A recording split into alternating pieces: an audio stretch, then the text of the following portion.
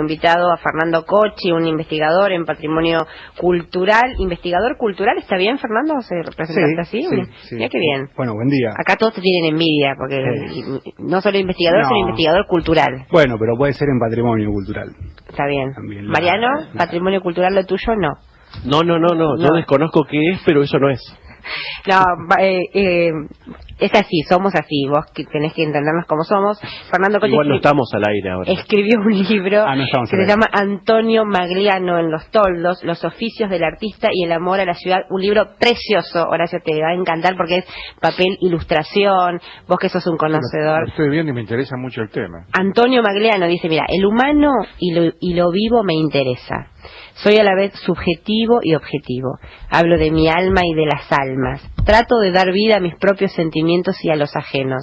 Me eduqué en la escuela suprema de la vida y puedo decir con orgullo que soy un autodidacta. Antonio Magliano y Fernando Cocchi investigó la vida de este artista no tan conocido, ¿no? Completamente desconocido. Magliano no nació en Los Toldos, nació en Alberti, provincia de Buenos Aires, vivió en Bragado un breve tiempo y finalmente fue a Los Toldos, promediando la última parte de la década del 10. E incluso en el pueblo fue un artista bastante desconocido, y este trabajo, este libro, en realidad es una forma de recuperar no solamente su obra y su figura, sino también es un trabajo que intenta pensar cómo se legitima el patrimonio a la periferia. Porque efectivamente, bueno, en Los Toldos todo el mundo sabe, nació Eva, la figura de Eva es muy grande, y manifestaciones más chicas como las de Magliano han quedado en el olvido incluso para los propios vecinos. Muralista también. Muralista, pintor, decorador, dibujante, carrocero. Su obra abarcó un espectro muy amplio, y de alguna manera su obra narra la construcción institucional de la ciudad, desde los inicios. O sea, se puede hacer un recorrido entre Magliano y la ciudad de Los Toldos. Absolutamente. Sobre todo en la parte en la que Los Toldos, cerca de los años 30, cuando recibe un afluente muy grande de extranjeros, Magliano de alguna manera con su obra vino a narrar ese exilio o ese abandono de la patria de los españoles, holandeses, franceses, incluso hasta chinos que llegaron al pueblo en esos años. La obra fundamental, la más importante, tiene que ver con murales. En ese momento Los Toldos tenía alrededor de entre 6.000 y 8.000 habitantes, y él pintó más de 35 casas murales en el interior, que es una obra completamente extraña para un pueblo muy chiquito. Y ese mural funciona como una postal evocativa de esa tierra, porque fundamentalmente las obras están emplazadas en hogares de familias inmigradas.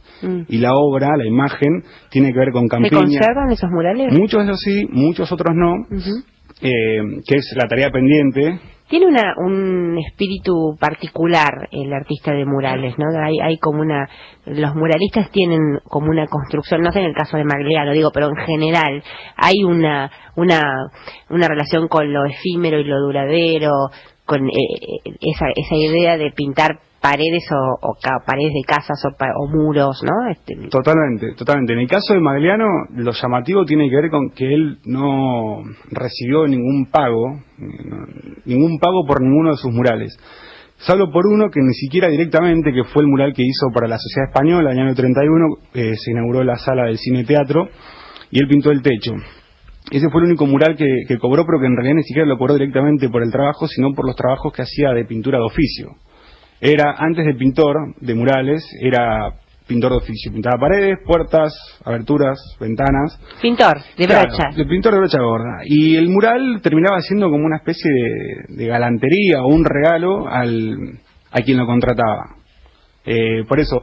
Y la obra de Magliano no solamente son murales, sino que también tiene pinturas, tiene dibujos. Incluso en el año 44, con un intendente, quiso establecer una escuela de bellas artes en el pueblo, lo cual es muy llamativo por las dimensiones muy chicas del pueblo, y también en el año 44 un momento bastante particular para el arte nacional en su totalidad, ¿no? Por eso la obra de Magliano no solamente tiene que ver con el legado para el pueblo, sino que en esas imágenes hay, teniendo en cuenta que es muy difícil encontrar historiografía en los pueblos tan chicos como Los Toldos, historia contemporánea, en esas imágenes que narró Magliano se encuentran documentación que permite pensar en cómo se construyó la ciudad, cómo fue el desarrollo, cómo fue el avance.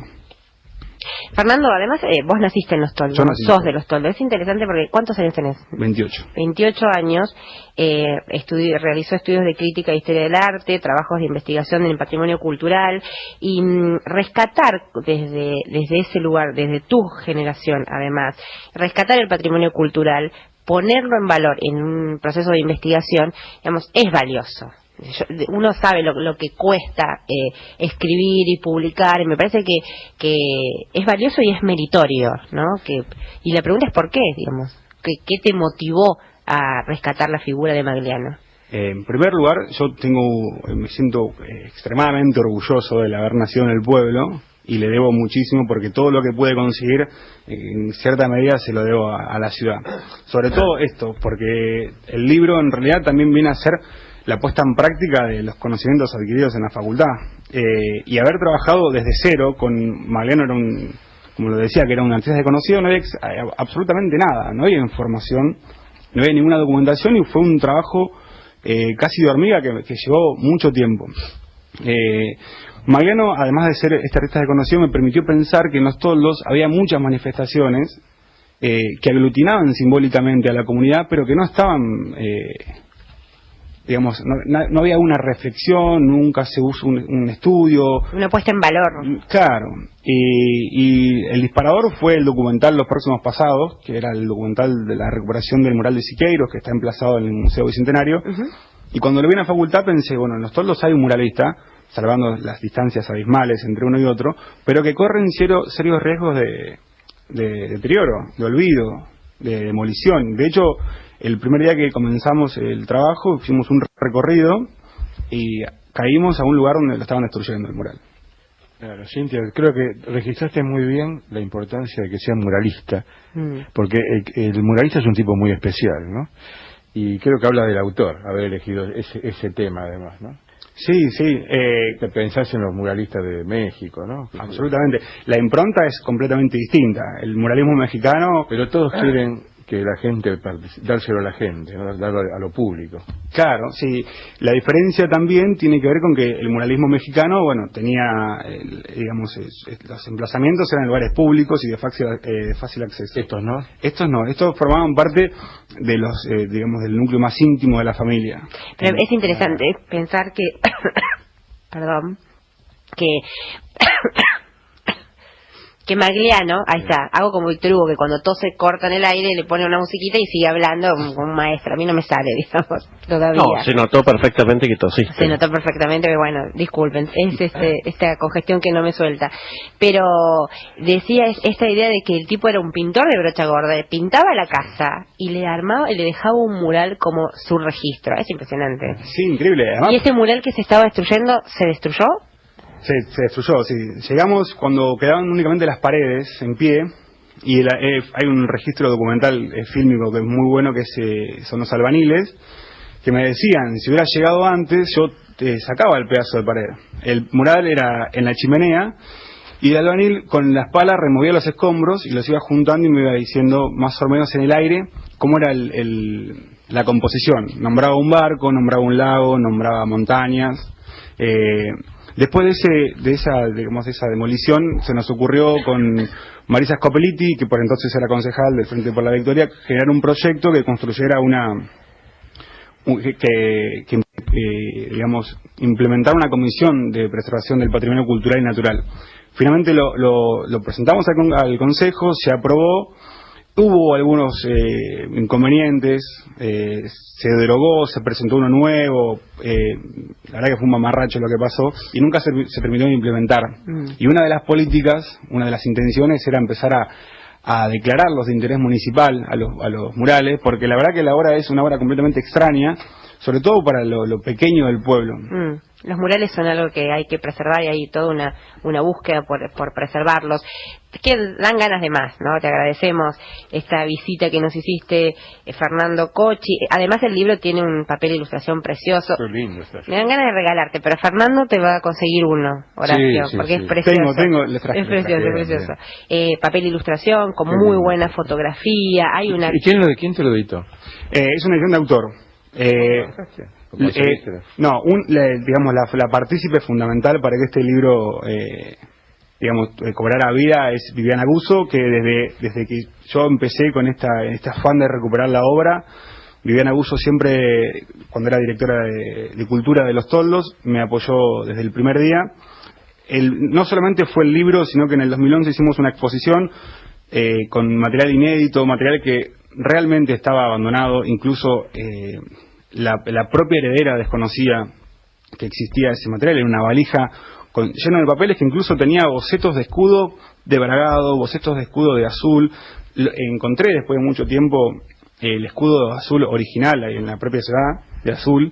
¿Todo esto tiene un registro audiovisual? ¿Lo tenés registrado audiovisualmente? Sí, hay un registro visual que lo hicimos de una manera muy precaria, pero casi todo está concentrado en el libro y en esa exposición que fue en el 2011, que también fue gracias a Viviana Guzzo. Ella es una partícipe fundamental. El libro está editado por Viviana Herrero, la diagramación es de Anabel Perazzi y el diseño de tapas de Beatriz Gómez. Y mucho amor, ¿no? Mucho amor, muchas ganas de que esto tenga visibilidad, y vamos a hacer todo lo posible por darte una mano, porque la verdad que se lo merece, porque es un libro precioso. ¿Cuándo se presenta? El 30 de septiembre de este mes, en la casa del señor Duncan, Rivadavia 3832, 8:30 de la noche. Lo presenta Daniel Chavelson, que es, digamos, el iluminador de este trabajo. Prologuista, además. Además de escribir el prólogo, fue el de las historias del comer y del beber. Claro. Y también es un gran investigador también del mural de Siqueiros, que fue también una fuente fundamental para el libro.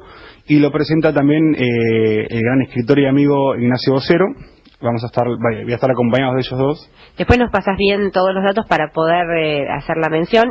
Chavelson dice: este es un libro quizá extraño, diferente, o simplemente no habitual en nuestro medio de la historia del arte. Gracias, Fernando, gracias por este contacto con la radio pública. Antonio Magliano en Los Toldos, los oficios del artista y el amor a la ciudad. La información